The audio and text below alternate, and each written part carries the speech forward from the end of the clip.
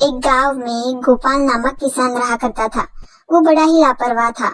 उसके पास एक छोटा सा खेत था जिससे वो अपने और अपने परिवार का पालन पोषण करता था। घर में वो, उसकी पत्नी और 2 बच्चे थे। एक दिन किसान ने सोचा, मुझे खेती करते हुए बहुत दिन हो गए, इसीलिए अब कुछ दिनों तक मुझे आराम करना चाहिए। ऐसा विचार करके उसने उसी दिन से खेतों पर काम करना बंद कर दिया। आलसी तो वो पहले से था ही, और आराम करने का तो उसे बहाना चाहिए था। कुछ दिन तक तो किसान ने खूब अच्छी खासी मौज मस्ती की। देखिए जी, अब आप खेती करना फिर से शुरू कर दीजिए। बहुत दिन हो गए हैं आपको आराम करते हुए। अरे अभी तुम रुक जाओ, कितने ही दिन हुए हैं मुझे ऐसे। थोड़े दिन बाद फिर से खेती शुरू कर दूंगा।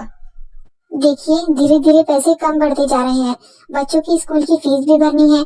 अगर ऐसे ही चलता रहा तो घर का सारा अनाज भी खत्म हो जाएंगे। फिर हम खाएंगे क्या? हाँ हाँ, थोड़े दिन बाद चले जाऊंगा। अब मुझे शांति से खाना खाने दो और जाओ यहाँ से। ऐसे ही काफी दिन गुजर गए और गोपाल अपने आलसीपन का और अधीन हो गया। वह सोचने लगा कि कहीं उसे सोने से भरा हुआ घड़ा मिल जाए तो उसकी किस्मत चमक जाएगी। लेकिन सोने से भरा हुआ घड़ा मिलना या तो सपने में हो सकता है या तो फिल्मों में। काश ऐसा हो जाए कि मैं खेत में जाऊं और खेत जोतते ही मुझे सोने से भरा हुआ घड़ा मिल जाए। लेकिन यह सब तो टीवी फिल्मों में ही हो सकता है, असल जिंदगी में ये संभव कहाँ। बस यही सोचते सोचते और काफी दिन गुजर गए। एक दिन उसकी पत्नी ने क्रोधित होकर उससे कहा, देखो जी, आप मेरी किसी भी बात पर कोई ध्यान नहीं देते। घर और बच्चों का खर्चा कहाँ से आएगा? क्योंकि स्कूल की फीस भी भरनी है। सारे पैसे खत्म होते जा रहे हैं। हम खाना कहाँ से खाएंगे? अगर आप खेत में काम करने के लिए नहीं गए तो बिना काम कैसे चलेगा? पत्नी की बात सुनकर गोपाल को भी ताव आ गया। उसने अपने बैलों को साथ लिया और खेत की ओर चल पड़ा। चलते चलते रास्ते में उसे एक आदमी मिला। उसने पूछा, क्यों भाई, इस समय कहाँ जा रहे हो? तुम्हें इससे क्या मतलब? मैं तो अपने खेत पर जा रहा हूँ। देखो, बात यह है कि तुम इस समय खेत को जोतोगे तो तुम्हें वहाँ सोने से भरा हुआ घड़ा मिलेगा। इसलिए तुम आज से ही पूरे खेत को जोत डालो। और हाँ, उस धन का आधा हिस्सा तुम गरीबों में बांट देना। लेकिन एक बात का और ध्यान रखना कि धन को पाकर घमंड मत करना, वरना तुम्हारा धन लूट या छीन भी जाएगा। इतना कहकर वो आदमी अचानक वहां से गायब हो गया। वो किसान मूर्ख तो था ही और आलसी भी, इसीलिए उसने उस आदमी पर ध्यान नहीं दिया। उसे लगा कि शायद वो आदमी उसके साथ मजाक कर रहा हो। सालों से मैं इस खेत में काम कर रहा हूँ, मुझे तो एक सोने का टुकड़ा भी नहीं मिला, और वह आदमी कह रहा है कि मुझे सोने से भरा हुआ घड़ा मिलेगा। क्या मजाक कर रहा है मेरे साथ? चलता हूँ यहाँ से, वरना पता नहीं और दिमाग खराब कर देगा मेरा।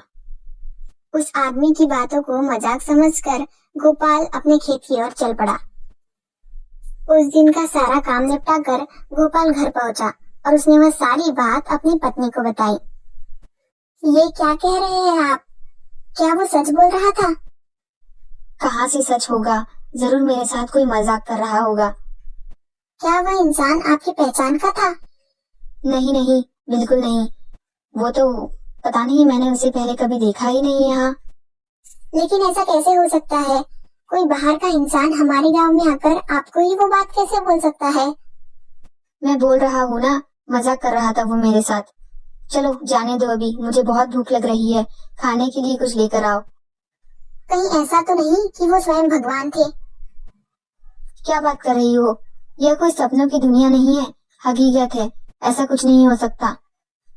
नहीं नहीं, मैंने सुना है कि भगवान आकर हमें कुछ संदेश देते हैं।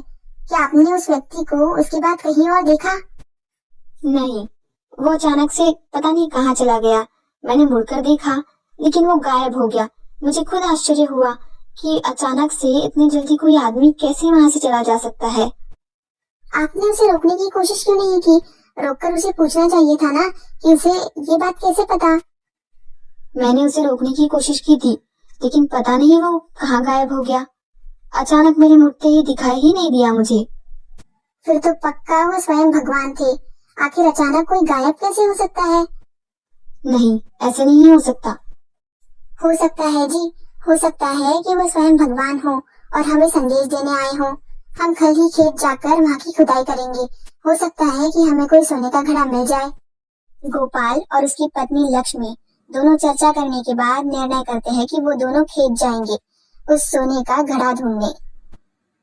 सुबह होते ही गोपाल और उसकी पत्नी खेत में पहुंच जाते हैं और दोनों जमकर काम करना शुरू कर देते हैं। दोनों को लग रहा था कि उनको जरूर सोने से भरा हुआ घड़ा मिलेगा। बहुत देर जमीन को खोदने पर उनको वहां खनन की आवाज आई और वहां से एक सोने का ढक्कन अलग हो गया। किसान की पत्नी बड़ी बुद्धिमान थी। उसने गड्ढे में जाकर देखा तो वहां सोने के मोहरे नजर आ रहे थे। किसान की पत्नी ने सोचा, यह सोने के मोहरे किसी बर्तन में ही रखे होंगे। यह सोचकर उसने गड्ढे में हाथ डालकर खींचा तो सोने से भरा हुआ एक घड़ा उनको मिल गया। किसान और उसकी पत्नी की आंखें फटी की फटी रह गई। दोनों बहुत खुश हुए। जब उस सोने से भरे हुए घड़े को लेकर दोनों पति पत्नी घर जा रहे थे, तब उन दोनों को उस आदमी की याद आई जिसने इसकी भविष्यवाणी पहले ही कर दी थी। उसकी पत्नी को यह भी याद आया, सुनिए जी, उस आदमी ने तो यह भी कहा था ना कि जितना धन मिलेगा उसका आधा पुण्य कर देना। हमें आधा धन गरीबों में बांट देना चाहिए। धन को बांट देने से भला हमें क्या फायदा होगा? आधा धन बेकार ही जाएगा। यह जरूरी तो नहीं कि उस आदमी की बात मान ले। लेकिन किसान की पत्नी ने धन के 2 हिस्से करके एक हिस्सा गांव के गरीबों में बांट दिया। इतने बड़े पुण्य की खबर सारे गांव में फैल गई। जो भी इसे सुनता वह किसान और उसकी पत्नी की सराहना किए बिना नहीं रहता।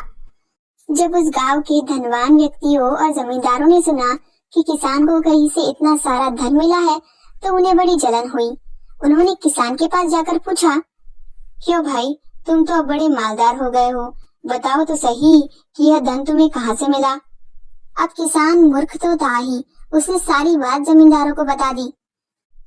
अरे साहब, वो उस दिन स्वयं भगवान आए थे इंसान के रूप में, मुझे ये बताने के लिए कि एक सोने से भरा हुआ घड़ा मेरे खेतों की जमीनों में दफन है। उसी ने मुझे कहा कि अगर मैं अपने खेतों की जमीनों की खुदाई करूंगा तो मुझे सोने से भरा हुआ घड़ा मिलेगा। मुझे तो पहले यकीन ही नहीं हुआ, लेकिन मेरे पत्नी ने मुझे समझाया कि शायद वो भगवान हो सकते हैं। तो हम दोनों खेत में गए और हमने जाकर खुदाई की और वहाँ पता नहीं हमारे किस्मत से कैसे हमें सोने से भरा हुआ घड़ा मिल गया।